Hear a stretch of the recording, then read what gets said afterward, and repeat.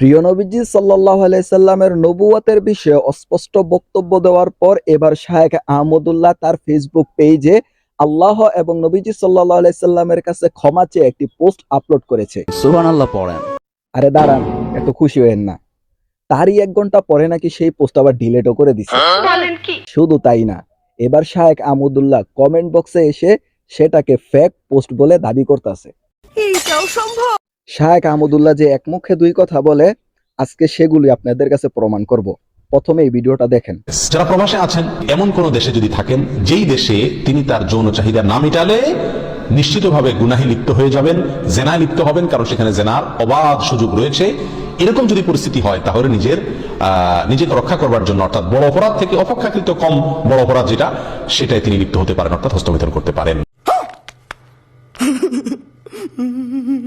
এখন যারা শায়েখ পূজারী গেছেন তাদের কাছে একটা জিনিস জানতে চাই, আপনারা ওনাকে কি আল্লাহর জন্য ভালোবাসেন, নাকি ফ্রিতে আপনাদেরকে হাত মারা ডিসকাউন্ট দেয় দেখে ভালোবাসেন? না মানে সত্যিকার অর্থে যদি আপনারা তাকে আল্লাহর জন্য ভালোবেসে থাকেন তাহলে তার ভুলগুলোকে কখনো সাপোর্ট করতেন না। সঠিক বলেছেন। মদ পান করার সাথে নাপাক হওয়ার সম্পর্ক নেই। আর মদ পান করার পর যদি তার সেন্স ঠিক থাকে তাহলে সালাত আদায় করতে পারবে, এমন কোনো সময়সীমা বলা হয়নি যে মদ পান করে এত সময় সালাত আদায় করবে না। এমনিতেই দিন দিন যুব সমাজ মাদক আসক্ততে জড়িয়ে পড়ছে, এখন তাদেরকেও তো ওনার পক্ষে আনতে হবে। তাই তো এখন তিনি মদকেও পাক মনে করতেছে। এটা কি ধরনের পাগলামি?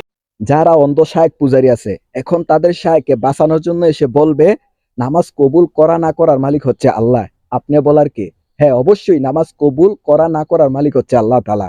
কিন্তু দেখেন আপনাদের শায়েখ আবার বলতেছে মদ খেয়ে নামাজ পড়লে 40 দিন তার ইবাদত বন্দেগী কবুল হবে না। উত্তর হলো, মদ পান করলে 40 দিনের সালাত কবুল হবে না। হ্যাঁ, এই হাদিসটি সহিহ। নবী সাল্লাল্লাহু আলাইহি সাল্লাম বলেছেন অত্যন্ত পরিষ্কার ভাষায়, ইবনে মাজাহ, আবু দাউদে বর্ণিত হয়েছে। নবী সাল্লাল্লাহু আলাইহি সাল্লাম বলেছেন যে কোন মানুষ যদি মদ পান করে 40 দিন পর্যন্ত তার সালাত কবুল হয় না। আজকে দুঃখজনকভাবে বলতে হচ্ছে, বর্তমান সময়ে মাজার পূজারীর মতো শায়েখ পূজারীটা বেড়ে যাচ্ছে। এখন আপনাদেরকে যতই দলিল বা যতই কিছু বলি, আপনারা আমার কথা কখনোই বিশ্বাস করবেন না। এবার আপনাদের শায়েখ বাবার কাছেই শুনে নেন, তার বক্তব্যটা যে ভুল হয়েছে সে নিজেই সেটা স্বীকার করছে।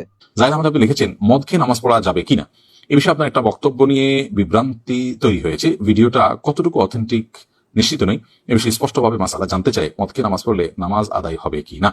ভাই জাহিদ আহমদ, এ বিষয়ে আমাদের কোনো বক্তব্য নয়, বরং একটি প্রশ্নোত্তর সেশন, একটা প্রশ্নোত্তরের ক্লিপ আমরা দেখেছি, এবং ক্লিপটা দেখে আমার কাছে মনে হয়েছে যে হ্যাঁ, এই কথাগুলো আমারই, এগুলো কেউ এডিট করে বিকৃত করে পেশ করেছে এমন মনে হয়নি আমার কাছে।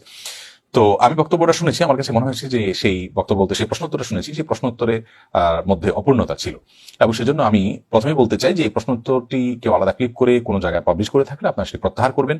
প্রথম কথা হলো, মদ হারাম এ বিষয়ে আগে বলা দরকার ছিল এবং পরিষ্কার করা দরকার ছিল। আর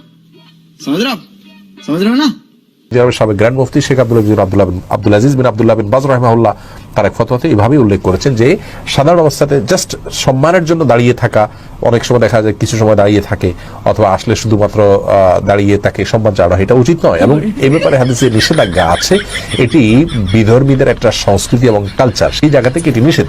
মুসলমানদের জন্য কাফিরদের অনুসরণ, তাদের কালচারকে ফলো করা নিষিদ্ধ। দেখুন আপনাদের শায়েখ কি বলতেছে, জাস্ট কারো সম্মানার্থে কিছুক্ষণের জন্য দাঁড়ানো নাকি এটা ইহুদিদের কালচার, এটা দাঁড়ানো যাবে না। অথচ আপনার শায়েখই আরেকজনকে দাঁড়িয়ে সম্মান করতেছে। এখন এক মুখে দুই কথা যারা বলে তাদেরকে কি বলে এটা আপনারাই বলে যান। আমি বুঝে গিয়েছি। আজকের ভিডিওর মধ্যে একটা বিষয় ক্লিয়ার করে দিচ্ছি, শায়েখ আহমদুল্লাহকে নিয়ে কথা বললে আপনারা হয়তো ভাবেন আমরা তাহিরির পক্ষ নিয়ে কথা বলতেছি।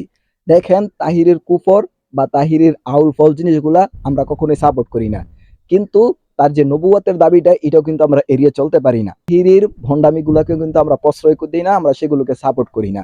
আবার আমরা কারো ব্যক্তি পূজাও করি না, যেটা সঠিক আমরা সেটাই বলার চেষ্টা করি। কথা কি ক্লিয়ার না ভেজাল আছে?